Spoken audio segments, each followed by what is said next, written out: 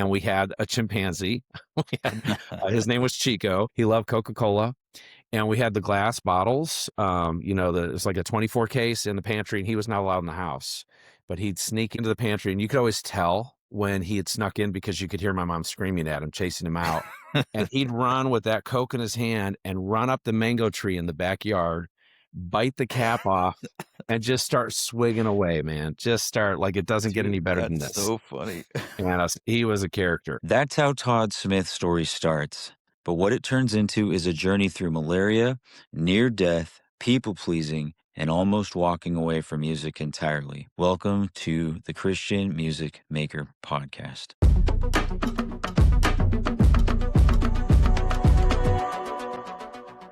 Todd Smith, thanks for being with me today. Man, so happy to be with you. Man, I've been looking forward to this. You really are one of the most gracious and encouraging people I've ever met. But in addition to that, you always carry a deep wisdom. I was telling you earlier, like you're one of the few people I know that knows the most about almost everything. And I feel like just like every time I'm around you, I'm just asking you questions so I can soak up. And so I'm so excited to have other folks get to know you too and hear from you today. Man, thank you. And I'll tell you what, Sam, I love that you're doing this. I'm so proud of you. And you're such a great man and talent and an amazing friend. Well, thanks, man. And some folks are probably just getting to know you for the first time through this podcast. And so I would love for them to hear some of your story. Yeah. And I love when you talk about even the early years of your life. You grew up in the Congo as a missionary kid. Could you just talk a little bit about that? Born and raised in Detroit, Michigan. When I was 5 years old, we lived out in the prairie and in Western Michigan. Our house caught on fire. And my dad, Jim, he's a singer. We're all musical. Everyone in our family is musical. And he was in California doing some concerts, and he recorded several projects. And so he's out there, our house catches fire, and 3 days later he found out. So he calls my mom, and they're talking for the first time. Her name's Nancy, and so she's like, his name's Jim. She's like, Jim, what are we going to do? Like, what are we going to do? And he said that when he found out about the fire, he said it was like the Holy Spirit said, what about Congo, which at the time was called Zaire. But what about Congo? What about where you grew up? Because my dad was born there. My grandparents were missionaries there back in the 30s and 40s, started 3 mission stations, led 10,000 people to Jesus. In fact, Grandpa in his diary had written that he had, when he was leaving for Africa, he prayed for 10,000 souls. And according to tradition, I don't know if this is true or not, but he had 10,000 patients on his Rolodex as a dentist. He was a dentist in Detroit, an oral surgeon. And so when he sold that practice, he prayed for 10,000 souls. And a month before he passed away, he saw his 10,000th soul. And so there was this long history there of 15 years of ministry. And my mom, sorry, I'm kind of going back, when they met in Bible college, when they met, she knew that was born in Africa and was raised there. She had no dreams or desires to be a missionary. And so she prayed like, Lord, I love this man. Please don't ever send me to Africa. Like, I don't ever want to go there, which is probably not the best thing to pray. So our house catches fire years later. And she's like, Jim, what are we going to do? And he said, I think God's calling us to go to Africa. And he said, when I talked to him years later, he said, I felt like the Holy Spirit said, what about Congo? What about starting a Bible college, which my grandparents had always wanted to do, but never got to that point? Because if they could train the nationals to become pastors and evangelists, the average Congolese person speaks 5 languages. So they would be far more effective, to be able to go out. Plus, it's their country. If there's a coup, which there was years ago, they're not leaving. This is their country. And so that was always the vision. So we move out there when I'm 5 years old, and I learned the language. There's about 200 dialects, and then 5 major languages, including French. And I learned a trade dialect. So kind of like, we live in Tennessee, and I live in Williamson County. So if Williamson County was your tribe, you would have your own language. And then Davidson County, which is right next door, would have their own language. They would be a different tribe. And you would be able to converse in those to an extent. But once you get a little further away, you get to Knoxville, you may not understand anything that they're saying. So there was this trade language that all of the state that I grew up in spoke called Kituba. And that's the language I grew up speaking. A lot of our songs, Selah songs, you'll hear them. I've translated the English into Kituba, so we do a lot of songs in that. But I loved it, man. I was 5. I could go hunting. We had to hunt hippo at certain points. No gas stations, no paved roads, no hospitals, nothing. And so you would go hunt deer, antelope to get meat because you didn't have it. And it was such a great place to grow up. And we had a chimpanzee. We had, his name was Chico. I lived there for about 8 years from the time I was 5 to 13. And we came back for a year of furlough, where you visit all the churches that have supported you, and our whole family sings. So we would sing, and Dad would preach. And then when we went back to Africa the second time, there was a missionary family who had this chimpanzee named Chico. And so they were leaving, and they said, "Hey, you guys live out in the middle of nowhere. You got all kinds of trees. It'd be a perfect place for him. We live in the city. He's just got our backyard." So Chico gravitated to Dad, but he couldn't stand my mom. And he knew there was a special relationship between the two of them. And so sometimes, just to make him mad, she'd put her arm around my dad, and Chico would chase after her with a stick, like, get away from him. And then he loved Coca-Cola. And we had the glass bottles, it's like a 24 case in the pantry, and he was not allowed in the house. But he'd sneak into the pantry, and you could always tell when he had snuck in because you could hear my mom screaming at him, chasing him out. And he'd run with that Coke in his hand and run up the mango tree in the backyard. And the main branch was like 12 feet above. So once he got there, there was nothing she could do. And then he'd just sit and face her, bite the cap off, and just start swigging away, man. Just start, like, it doesn't get Dude, any better than that's this. so funny. And so, yeah, he was a character, but I loved it. I played soccer. I played soccer in college at Belmont University because of that, just because everyone in Congo pretty much plays soccer. Got malaria multiple times. Malaria actually led to me coming to Nashville. After I graduated high school, went to Africa for the summer and got really sick with it. Thought I was over it, and came back to the States and went to I was going to go to a different college in Indiana called Grace College, and started soccer camp. And my immune system was just completely shot because of the malaria I'd had that summer, and it came back, and I almost died. And so I had to sit out a year and, like, couldn't walk for a Mm, while. Just didn't have physical strength. And my sister, Nicole, who was eventually in Selah with me, she was at Wheaton College, and a friend of hers had done a semester at Belmont and comes back to Wheaton, and they're talking, and she's like, what were you up to this last semester? I missed you. She's like, "Oh, I've been at Belmont University. They have a music business program." So she calls me, and man, you talk about going from completely depressed and having what am I doing? All my friends are in school. I'm just sick. I'm bedridden. I have no vision. I don't know what's next. And man, I got that call from Nicole, it was just like new life. And so it's always amazing how you can have um, horrific things happen or really hard things happen. And then at some point, God just opens a door, or just hope suddenly mm. comes out of nowhere. And it's like new life. And so that's what that was for me. And we both moved down at the same time and started at Belmont, and then eventually started the group. So Now you mentioned Selah. Um, Man, I have so many good memories of listening to Selah back in the 90s, probably early 2000s. yeah, early And 2000, late 1997 is when we started. So okay, yeah, dude. So just thanks. It's such an amazing group, so many great records. Did you always dream of being in a group, or was Selah a surprise? a complete surprise. I was going to be a Mhm. rock star. If you told me I was going to be in a group singing hymns with my sister and a friend, I'd been like, "You're nuts." Like, no.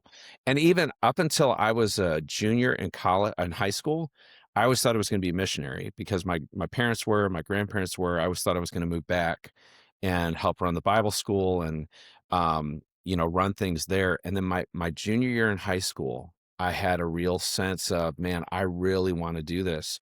But I literally thought God would kill me if I did anything besides mission work. I thought he'd be so disappointed. Hmm. Um, Why? and Why did what's you that? think that? I think I was very performance based, Mhm. wanting to please, wanting to look the right part, do the right thing. But it was very legalistic, and so sometimes you just put so much additional pressure on you that God's not thinking that whatsoever. And so I finally Right. talked to my parents and I said, "Hey, I really feel like I want to do music. I don't want to be a missionary." And I thought they'd be disappointed. And I remember them saying, "Hey, you need to do what you think God's leading you to." They were completely supportive. And I said, "Well, I don't know if he's leading me, but this is what I want to do." And so then there was much more of a relief. And then it was like, man, why'd you put that huge weight on you for what? So didn't know how to do that. I knew Nashville was the place to go, but I didn't know about Belmont. And my sister, she knew when she was 12 that she wanted to be a singer. And we would always at our church back in the States, home church in Detroit, they would put on this huge Christmas concert and they had like the tree that the choir like sat in or stood in. I don't know if you've ever seen that, but it's massive tree. The choir literally gets in it and they're in rows. And she sang a solo and just brought the house down every night Mhm. as a 12-year-old. And so that was the spark for her. And then years later for me, it was, yeah, this is what I want to do. And then once I found out about Belmont, that was it. So I'm interested still in what you were talking about being afraid that God's gonna be disappointed if you're not a missionary and coming from a legalistic kind of framework, which I relate to. And it's a good point you made, like, sometimes that's something we do. Like, we put that even as kids, it's like, it's not necessarily just because you were raised in church. Like, there's a lot of kids that are raised in church and don't end up with that kind of pressure on themselves or that weight. But I know I was, and I've got a lot of friends who, um I would say a few of them who have gone through this process of what we might call deconstructing their faith. And one in particular I'm thinking of has left the faith completely. mm, And it seems like the reason he gives is just this big distrust that comes. But as he shares his story, though, he comes from a very legalistic kind of like yeah, trying to always early on in life, trying to just make sure God wasn't mad at him kind of vibe, yeah. and including the church that he grew up with, was probably a big part of that because it was a certain vibe of a church that was like that. But why do you think that happens? Like, where does that come from for a lot of us? I think for a lot of kids who are preachers' kids or missionary Mm, kids, that can be a connection real quick because everyone's looking at how your kids are acting. mhm. If you're the preacher or if you're the missionary. And as a missionary kid, even though I don't really feel like my parents put this kind of pressure on me, I felt a pressure of if I don't act just right at this church, they may not support us. We're going to this church and we're going to that church and that one and this Gotcha. one. And, Yeah. we all sang, we all, got along.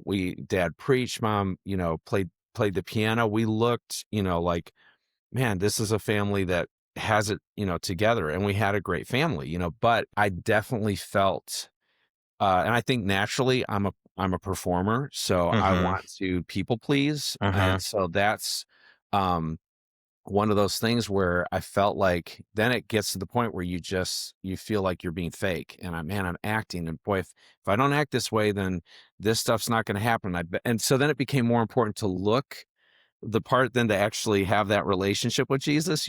Right. And so yeah, I think I over the years just put pressure on myself and even with Selah, it's one of those things of like you're a Christian artist, you sing hymns, um you're sharing and absolutely there is a level of accountability. But it's this thing where you can start being so focused on how you come across and how you look to where I wouldn't have honest conversations with people I was really close to. Mhm. and wouldn't tell them, "Hey, man, I'm depressed."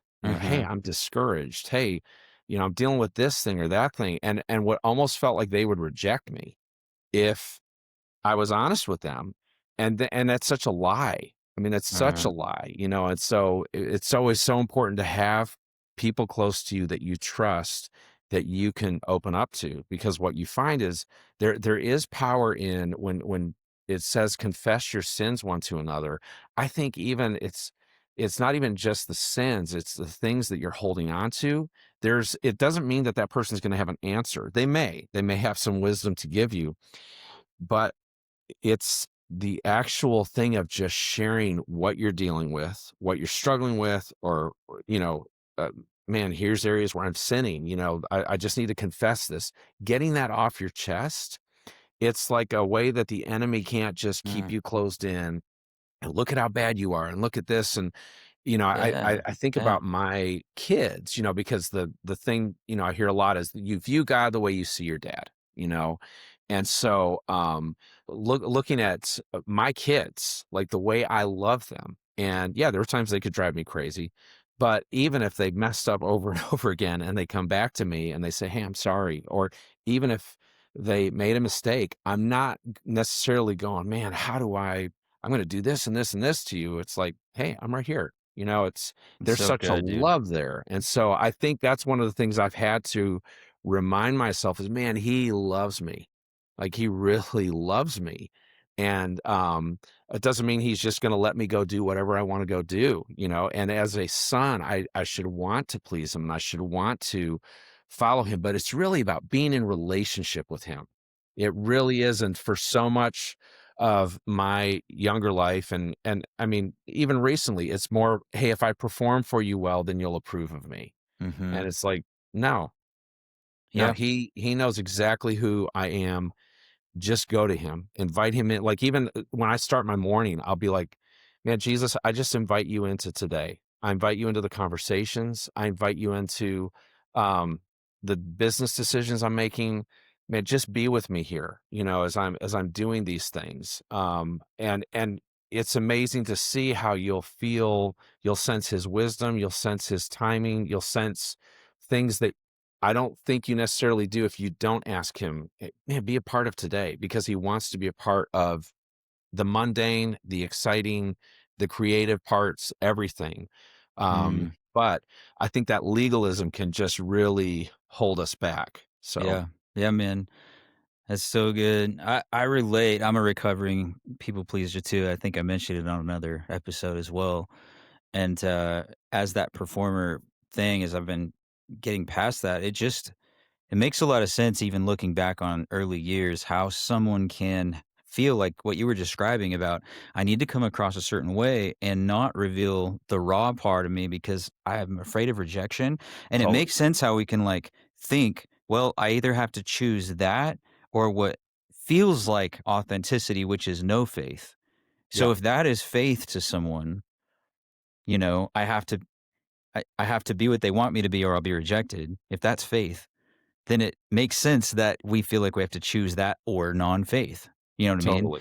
Totally. And I just wonder if that's part of the struggle we see with, a lot of people just giving God the finger and leaving Christianity in general. You know, I feel empathy towards that. And I've been there myself. On another episode, I shared a time in my life when I felt like I was becoming an agnostic, maybe more than that, just because I was like, man, I don't know. I don't know if this is working for me. And it was during a time of 5 services a weekend and leading a staff at a big mega Mm, church and mm, just feeling like I had to be what everybody needed me to be, yeah, to be yeah. acceptable. And so I don't know. I feel like I Yeah, man, I think the understand enemy that. comes in, especially when we're Mm, exhausted and when we're overspent, and those are times where he really hits. I remember one time at a church I went to, the pastor had everyone give stories of like how they were seeing God work. And so, there's the person who was like, "Man, I was addicted to drugs, and man, God brought me through this." There was literally a guy who was about to be sentenced by a judge because of crimes he'd committed years ago. It's gotten his life back together, but goes to the judge, and the judge was like, "Man, I see how you're living. I see the changes you've made. No prison time. So it's like amazing stories like that. And then this one guy gets up and goes, and they give him the mic, and he goes, "Man, I'm just so depressed right now. Like I'm so depressed and I'm so discouraged. Would you pray for me?" And my reaction was, "Are you an idiot or what? What are you doing? You don't do that in church." And we just had this cool thing going, like it was climbing. Each story was getting better and better. Right. What are you doing sharing this? And later I was like, "No, it's the hospital." That man was vulnerable enough and honest enough to come in and go, "I am struggling and I need your help." And it didn't matter about how everything was going or how great the momentum was. He needed prayer right there. And Mm. it was a great lesson of, yeah, this is where he should come and share what he's dealing with. Um, Dude, yeah, interesting. I don't know, this might be a weird question, but looking back to that earlier version of you years ago, that would have been more interested in the momentum of the service, maybe more of how it was being perceived. And not to complicate the question, but I also think it's an interesting aspect of how sometimes I think for people, Christian music can feel disingenuous or insincere. Sometimes like it's not cutting through the veneer and being real yeah, and connecting with real humanity, if that makes sense. yeah. So what did that earlier version of you need to hear? Wow, that's a great question. I think the earlier version of me, what would have been great is to hear someone say, um, "You don't have to have it all together all the Mm, time. Um, I want you to give everything you've got. If you're leading worship, if you're out on tour, give the best of what you have, but also come to me the way that you are. Come to me in humility. And I'm not going to push you to the side because you made a mistake." One story that I reference quite a bit about myself, and I don't know if this answers the question, but hopefully this impact someone who is doing worship and is exhausted and is wondering, am I making an impact? And man, I feel fake because I'm going out there and I don't feel completely full. I do think just some basic things is, man, are you reading scripture? Are you spending time with the Lord? Are you um just because of being in a relationship with him? Are you in prayer, or are you just showing up to the concert, just showing up to the worship, and you're doing the prayer right there, and you're saying the verses you're supposed to say? right, right. And for worship leaders, it's their job, but I think that feeding your soul that way, going out on a walk, having some time to just really, man, Lord, be with me. Like I was saying, I invite you in today, and you might be in a rush, but let me give you this story. Um, Went to Belmont, and we would have different artists come and speak, and Charlie Daniels came and spoke. And for people who aren't familiar with him, he was a fiddle player, huge in the 70s and 80s, got saved while he was a superstar. But he came and spoke at Belmont. And one of the things he said was, he said, "I don't care if there's 50 people or 50,000." And he said, "I've sung in front of both." He said, "When you are in front of those people, you give them everything you've got because they've given their time, they've given their money, they've given their love by showing up for you."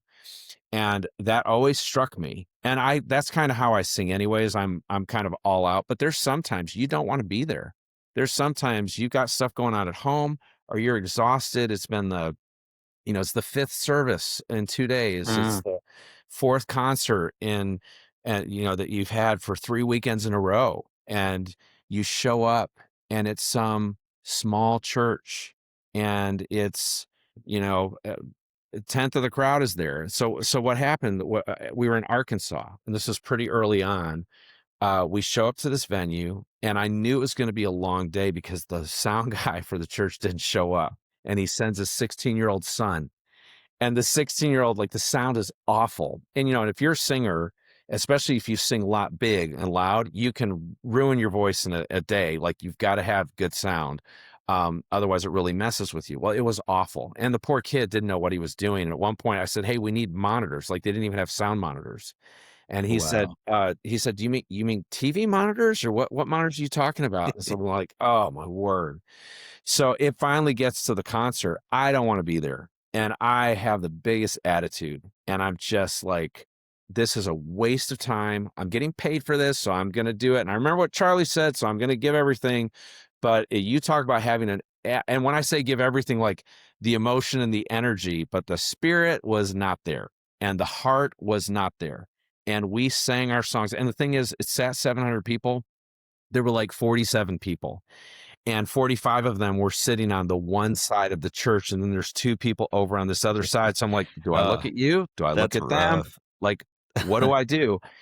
And sing the whole concert, it is a waste of time, just waste of time, and I'm being so arrogant and obnoxious in my head as, just thinking I'm bigger than this. Go to the back room and the green yeah, our changing room, and I'm complaining to Alan, and he's just being quiet. He's just I'll be therapist Alan for right now. And then the promoter knocks on the door, and he said, and so I open the thing, and of course I'm a performance based, so I put on my smile, and I'm like, "Hey, man," and he's like, "Hey, there's a woman who really wants to talk to you." I was like, "Okay." And he said, I brought her back here. Is that okay? And I was like, yeah. So I walk out. Well, immediately when I see her, I can see that her eyes are they're wet. It's like she's been crying. And so it kind of wakes me up, and I'm like, how are you doing? And it's funny. She read my mail without even realizing it, but she said, I don't even know if you wanted to be here. And I wanted to say, if only you knew. I've been complaining in my head for the past 2 hours. But she started, she had no idea, but she started to go on and she said, I felt like you guys were brought here just to sing for me. And every single song you sang reminded me of God's love. He was saying to me, I love you. I love you. I love you. And then she looked at me and she said, my husband just left me last week after 40 years of marriage. And I'm devastated and I have no idea what to do. And your concert was a reminder that the Lord's with me. And that was such a humbling experience for me because he used me in spite of myself. I mean, there was nothing I was offering other than my voice and singing out, but I didn't want to be there. And yet he still used me. And so it was so humbling to go, you never know. 47 people, this woman, her life's just been destroyed. And yet God was kind enough to use the songs that we were singing to speak and minister to her in spite of who I was. And so that is something to this day, when touring gets hard, and it still gets hard, I remember Charlie and I remember that woman, so that when I go out on stage and maybe it's not the crowd we were hoping for, or maybe, there's sometimes you do a concert and everything gels, everything's amazing, every joke's funny, you're hitting every line, the harmonies sound great, and everyone sings and they sound awesome. And then there's times where it's just like as dead as a doornail. And you're like, I don't want to be, even if it's packed, it's just like everyone's dead. And you're like, oh, I want to get out of here. And I just always remember that. Give everything you've got and have a heart of ministry, because you have no idea how God's going to impact. And so I think, going back to that question, I think if I would have had someone say, hey, it's going to be okay. You're trying so hard to win God's favor, and you're trying so hard to be perfect, and you're not in relationship with him. And relationship is messy and relationship is difficult. But look at, he created us knowing everything we were going to do. He chooses to work through imperfect people, like Abraham giving his wife over to Pharaoh, and Moses murdering a man, and David sleeping with a woman, and and it's not a thing of it like, hey, and that's okay. I'm just saying he uses sinful people to do his will. So when you're at that point where you are so bone dry, I think the first thing is just humble yourself. Best thing to do is just humble yourself. If you're in a place where you're arrogant, or you're like how I was at that concert, humility Mm, is the fastest way to get close to God. It is the fastest way because it puts your pride to the side, and I think my pride has gotten in the way and made so many horrible decisions, and just been me, first, and I think even for the person who's like, if they're deconstructing, there's a lot of pride there, and there's a lack of humility combined with the hurt or whatever that they felt. But I think of Ahab. So Ahab is the most wicked king probably in the northern kingdom. He's married to Jezebel. They bring Baal worship in on steroids. And he at one point humbles himself before God in sincerity. And I'm making my own phrase up. This isn't how God responded, but it was almost like God didn't know what to do with himself, where here's this man who's been horrible, has defied him, has brought Baal worship in, has killed people. His wife is doing, they have these priests, they're doing all kinds of unimaginable things in the temple they built. And he truly humbles himself, and God goes, tell him I'm going to do this, and I'm going to do this, and I'm going to do this. And eventually Ahab goes to his wicked ways, and then God has a conversation with his angelic beings going, hey, who's going to kill him? So eventually it goes that way. But my point is, here was a wicked, horrific man who humbled himself. And when he humbled himself, the Lord will always receive you. When you humble yourself, he will receive you. So when you're burned out and you're performance based and you're just trying to win God's attention or affection because you think that's how you need to do it, there's probably a good Mm. possibility that that's how your relationship is with your dad or relationships with other people in authority. But man, just come to him and know that he loves you the way that a father loves a son who truly loves his son well, and even better. And so he's going to give you so many more chances, and he's going to bring you in and restore you when you're empty and when you're broken and when you're burned out. Mm. And even when you're in that stage, life is like this. It's up and down. You're going to suffer. John 15, the Bible says you will suffer. Jesus said that. We kind of have this, I can do all things through Christ who strengthens me, which has nothing to do with your American dream.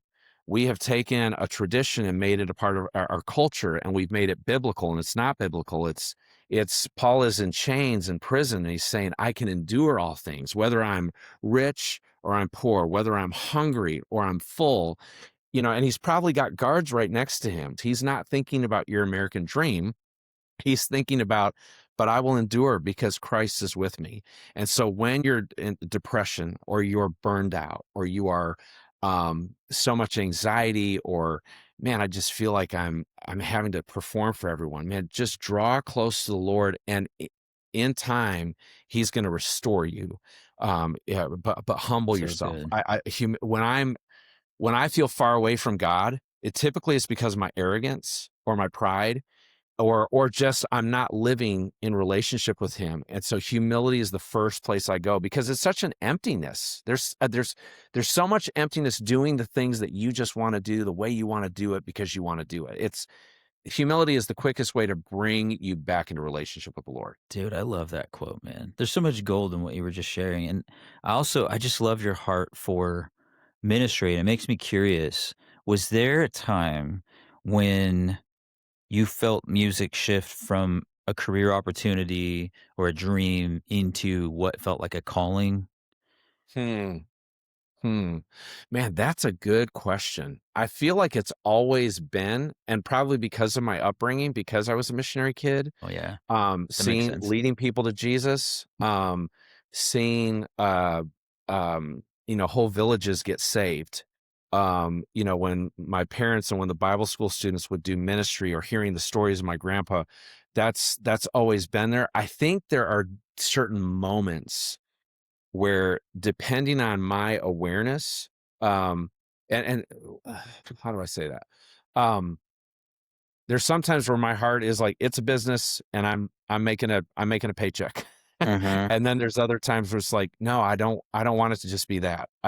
How do I minister to these people, and Lord, would you use me? And there's some people who've come back to me from a concert we did 3 years ago, and they're like, "Hey, you prayed for my son, and he had this sickness, and he's healed."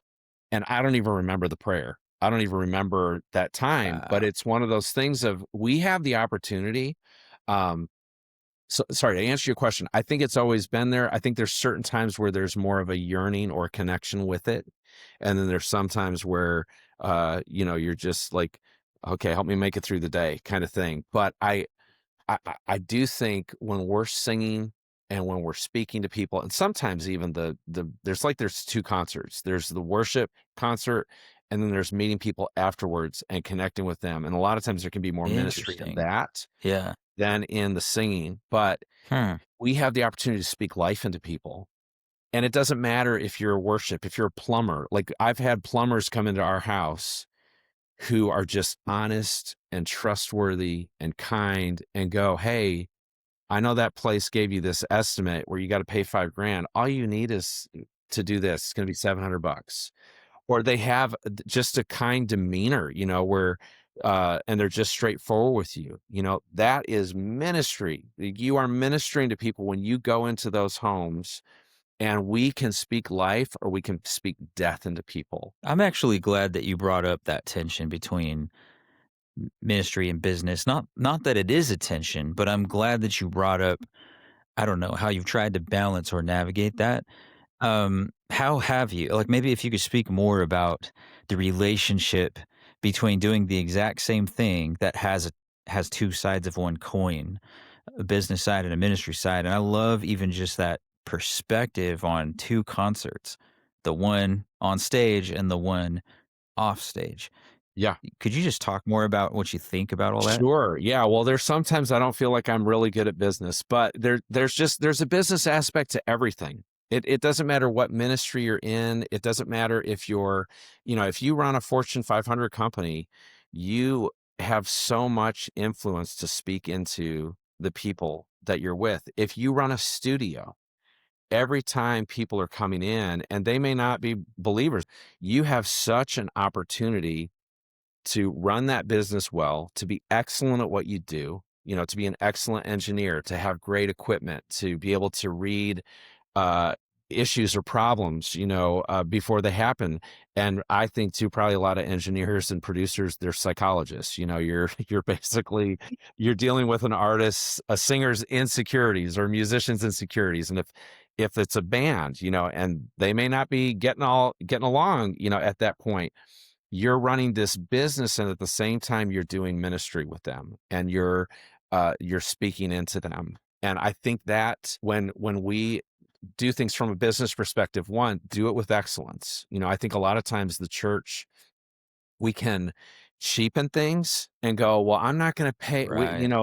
my brother so and so can do this for free because he just took a class in AI. And I'm like, yeah, but he doesn't really know what he's doing. Like, hire someone and do it well. We have to do marketing.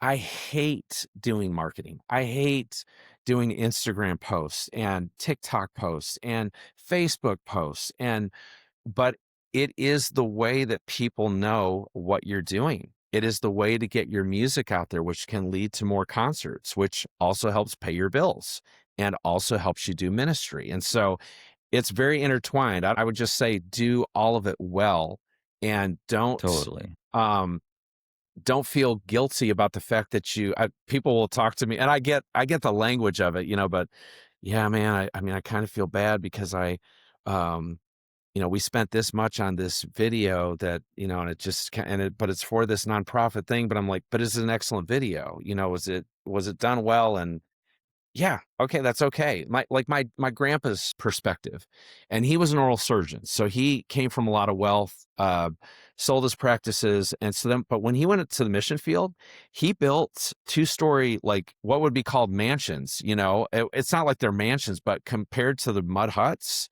yeah, and had great equipment, had great trucks that worked. And his whole perspective, and granted, he was pretty much self-funded there, but he said, I'm an ambassador for Jesus. You wouldn't send your ambassador to the UK in rags and in so stuff. I need the best equipment so I can fix people's teeth. And to this day, like I've met people when I was out in Congo who still had my grandpa's teeth like 40 years later. Like they still worked. Um, but that was such a Amazing. opportunity by doing business to then do ministry. And there's several stories about him that I love, but he just thought very big. Like he built a church that sat 5,000 people. And I don't think there were 5,000 people at the time, but and again, not 5,000 like a church here. It's just brick, but in the shape of a cross. But it was huge compared to anything they had in Congo. And the other missionaries were like, "Why would you do that? What a waste!" And he's like, he paid for it, but he's like, "This is what I'm going to do." I went there when I was 9 years old. Place was completely packed to the point where people were sitting in the windows. And I said to someone, because my dad is the first time he'd come back in like 40 years. I said, "Is this because my dad's back here?" And they're like, "Oh no, this is how it is every Sunday. This is how it is every Sunday." But just to give you a little bit of heart on him, he was married, and his first wife got a brain tumor and lives in Detroit. He had a mansion there, had a house on the river, 2 practices, all that stuff. She gets cancer and dies. And on her deathbed, she said, "Laban, I found Jesus, and he is who we've been looking for." And so he's completely depressed, completely discouraged. And the ladies at his dental office invited this preacher at this chapel, this lady who ran this chapel. They're like, "Would you come and share the gospel with him?" Because they were all Christians. And she books an appointment to get her teeth cleaned. I kid you not, her name was Flossie. So she she goes in and she shares the gospel. And he's so intrigued. And the Holy Spirit was starting to work on him. So he agrees to come to the chapel. Well, he gets radically saved, just radically saved. And Jesus is the greatest thing. Well, she writes to her sister who's in Pennsylvania. She's in Detroit. She writes to his sister in Pennsylvania, says, "Hey, I want you to come and lead worship. The chapel's growing. I really need you here. By the way, there's this young doctor. I think he'd be perfect for you." And this is my grandma she's writing to. It's her sister. Flossie was her sister, my great aunt. So she but the thing is, my my grandma grew up in an abusive home. My great grandpa was an alcoholic and just abusive to my great grandma. And so she never wanted to get married. She's like, "If that's marriage, I don't want anything to do with it." She's in her 30s, so by that time she's an old maid. Back in the 1930s, if you're not married, like it's done. She was perfectly fine with that. She comes and the first chapel she leads worship and he just falls for her. Like that's it. And within like a month they were engaged, and 2 months later they're married. And then he's this new Christian and he's talking about Africa, going on the mission field. And she's like my mom going, "Are you nuts?" Like she's been saved believer since she was 4. And she's like, when we don't want to do something, we say, "Hey, let's pray about it." So she's like, "Let's pray." And 2 months later, he still has this fire. And so it's like, "Okay, we got to get accepted by mission board." So she fills the whole thing out and she put the letter in. She said, "Okay, God, I've done my part. I'm being faithful. I'm supporting my husband. Now you do yours and make sure this letter never gets there because I do not want to go to Congo." And so sure enough, though, they get accepted and then they go and they start these 3 mission stations. And um, he was someone who I felt like did business really well, and he did ministry really well because Jesus was the greatest thing, but he was also great at what he did as far as Mm. being a dentist, and that gave him access where the Belgian government controlled everything, and it gave him the ability to reach so many Congolese people. Yeah. There's something about that industrial era mentality, like your grandpa had, of, I mean, just get the right tool for the job and do the thing right the first time. I mean, my grandpa was like that. Both my grandpas were like that. I love your point about do ministry well, do business well. Maybe somebody's listening to this trying to navigate their own endeavor in music. And in their mind, they're thinking, well, I'm just the creative. I'm going to leave business to the business people. I wonder how what you're saying applies, even just thinking big picture with AI and that kind of stuff. We have the ability to actually steward some of our own business in a way that an industrial era person couldn't ever even possibly imagine or dream of. Yeah. You know what I'm saying? Like, what Yeah. do you think about that? Yeah. Well, I mean, we've been around 30 years. 30 years ago, what we're doing now, you would have never conceived that this is what's happening. An 18-year-old kid could be in his closet, record on a computer, release a song, do social media to promote it himself, and it becomes this massive song. Like, there were very few gatekeepers back in those days. You had to sign with a label, you had to have distribution, you had to have a marketing team, you had to have radio, and you had to have booking so that you could do concerts. That has totally flipped. This whole streaming thing, we had no concept of what that was. And so now you have the ability to be in control of things you never would have been able to control. And also, unless you moved to Nashville or unless you moved to New York or LA, there was a slim chance that you would ever be noticed. But with YouTube, with Spotify, with all of those things, and social media now, all of that is accessible. And so I think from a excellence standpoint, if you're a artist, you need to be honest with yourself about how good of a singer you are. I think there's some people are like, God gave me this song, and then you hear it and you're like, no, actually he didn't. May If have he touched gave it someone to you, else. it was meant to be a secret. Yeah. But I think there can be a laziness there. And it's Yeah, like, but yeah. we put it on, but God gave me this, or God said this to me. And it's like, you better make sure he said that to you. You better and if he gave that song to you, it better be great because it should impact people. It doesn't mean it has to be a hit, but it better be an excellent song. For example, songwriting. I'm a singer. I've always been confident in my ability to sing. I'm uh, I'm more confident now, but I would say the place where feel like more of a poser is songwriting. I've always felt like that was a struggle, and that's something I've really had to work with.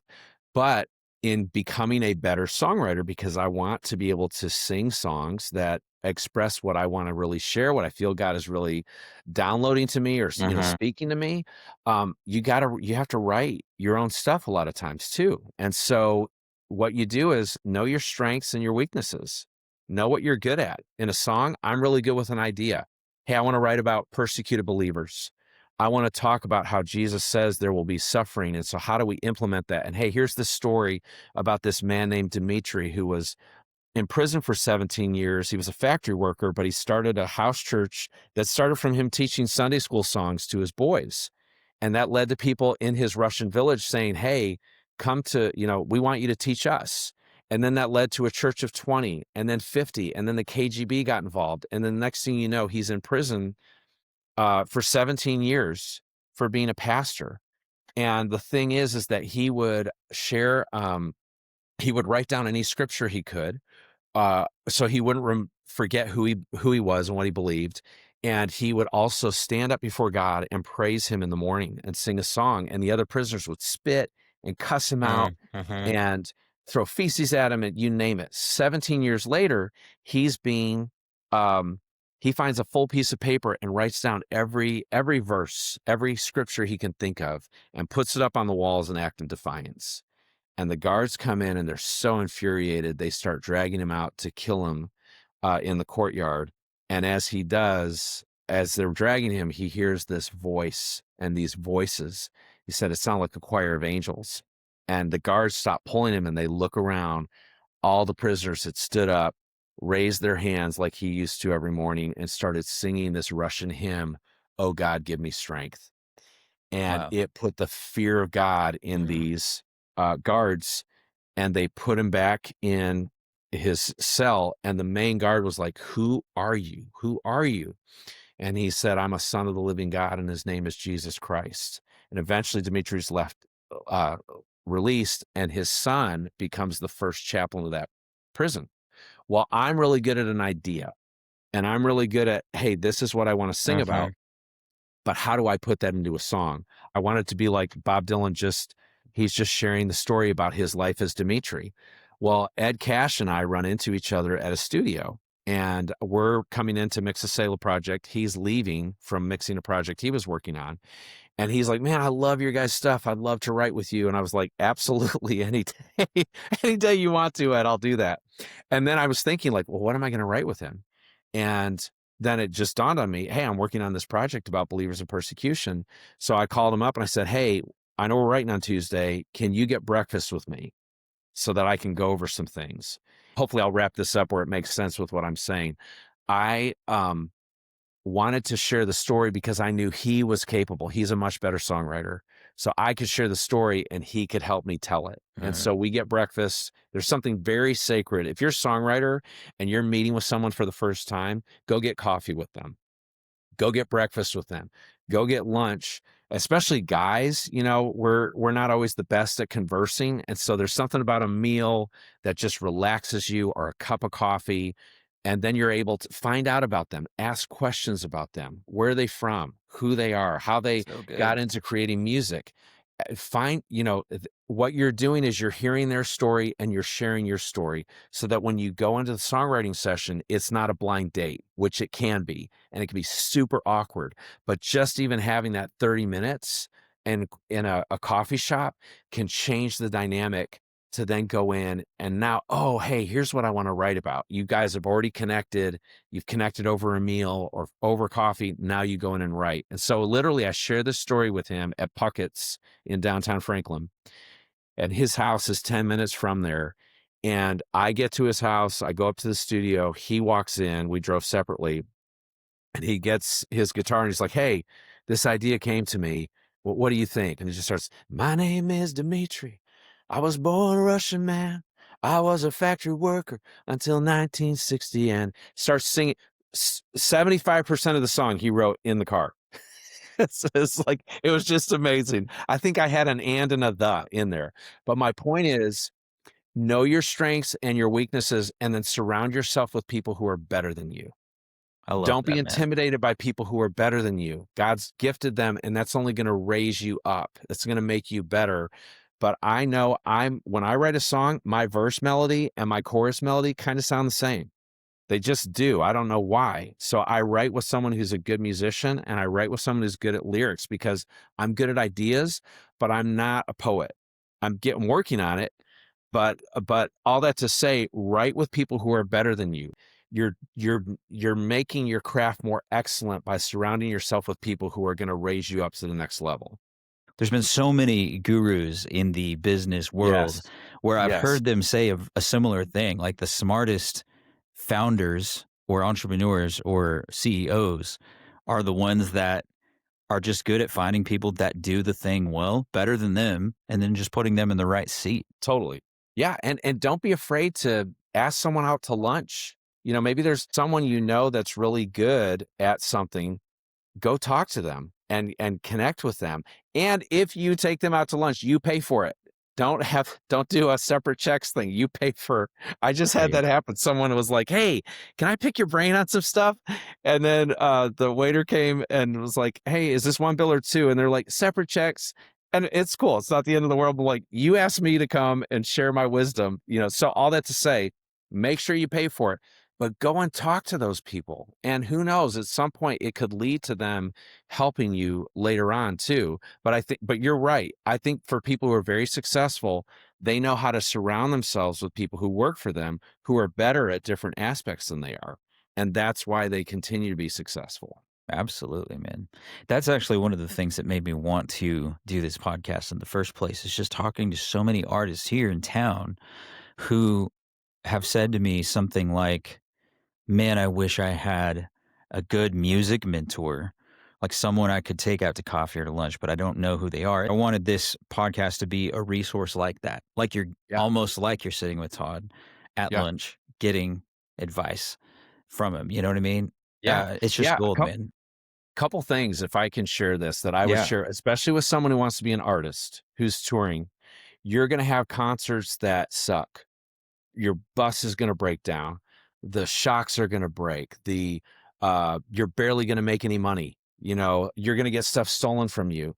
It happens to everybody.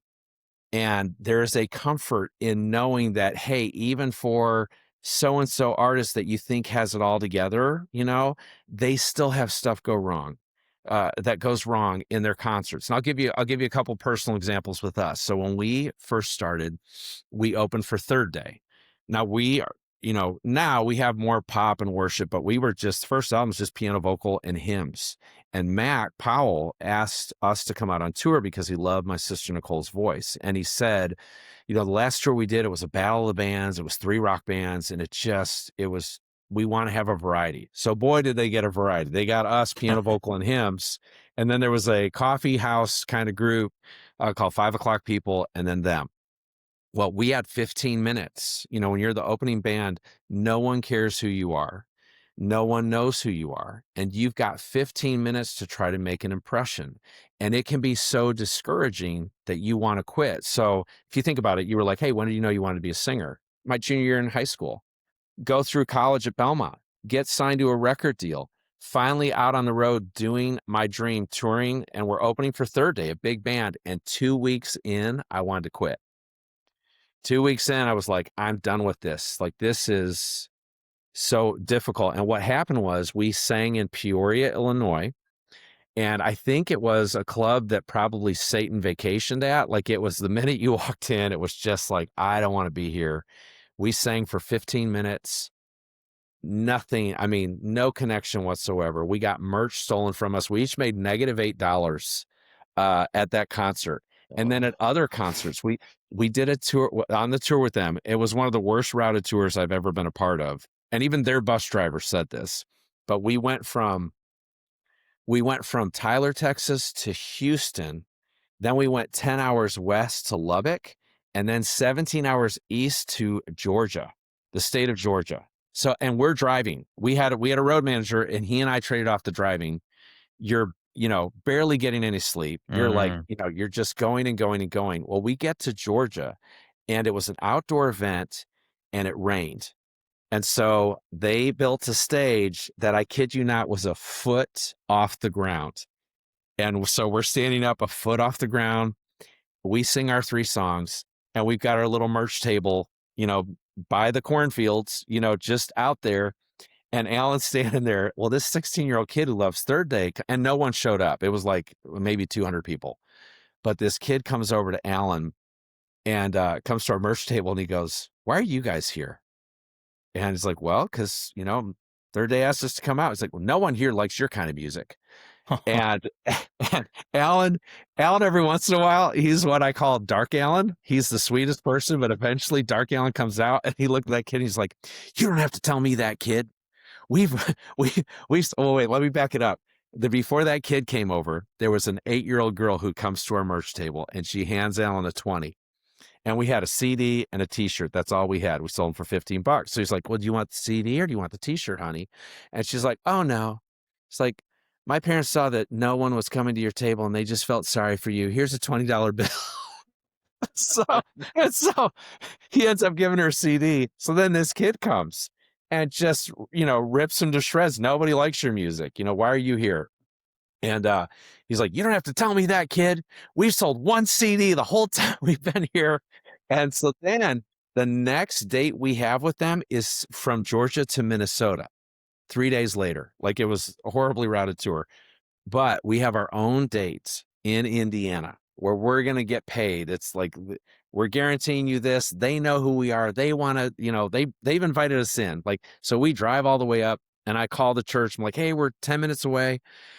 We drive into the parking lot. By the time we get there and go to the awning, the whole church leadership is standing outside waiting for us and waving.